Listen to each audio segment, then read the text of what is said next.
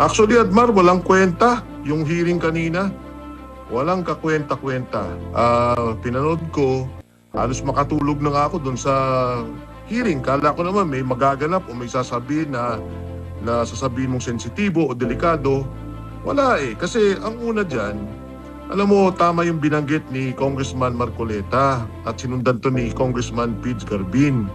Di ba ang sabi nila, teka lang, kala ko ba meron na tayong form and substance? Bakit ngayon, parang nagtatanong tayo at parang fishing expedition? Para mapaliwanag to at maintindihan ng ating mga kababayan, kasi di ba nagsabi ka na merong problema sa salin? Sana, kasi ang hirap nung sabihin mong unexplained wealth. Isang napakalaking usapin na hindi mo may paliwanag ang iyong yaman. Sana sa umpisa pa lang sinabi nila, meron kang bahay o meron kang kotse o meron kang ganitong bank account na hindi mo dineklara. Ang kaso wala eh. Ang ginawa nila, nagpresenta sila. O ano ang unang mali?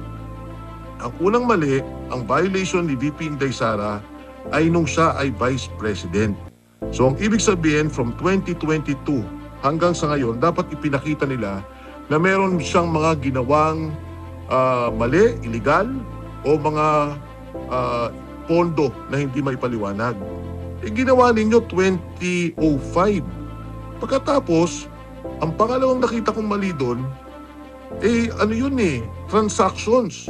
Yung pasok at labas ng pera. Aba, umabot nga ng 6 na bilyon.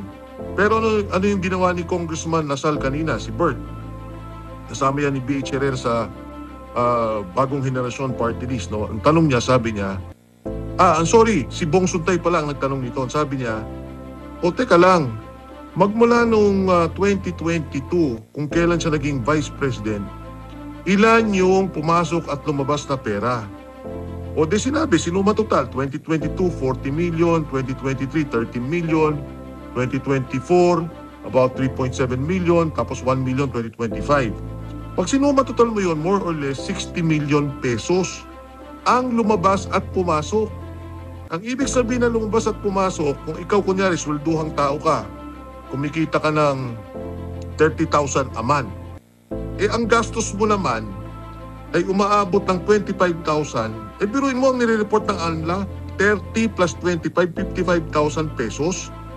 Ang naiwan mo lang naman sa bangkong totoo, 5,000 pesos. Okay. So, ang 60 million, hindi yun ang naiwan sa bank account ni VP Inday. In fact, hindi naman niya sinabi, hindi niya mapaliwanag. Sabi niya, ilan ba yung naiwan? Sabi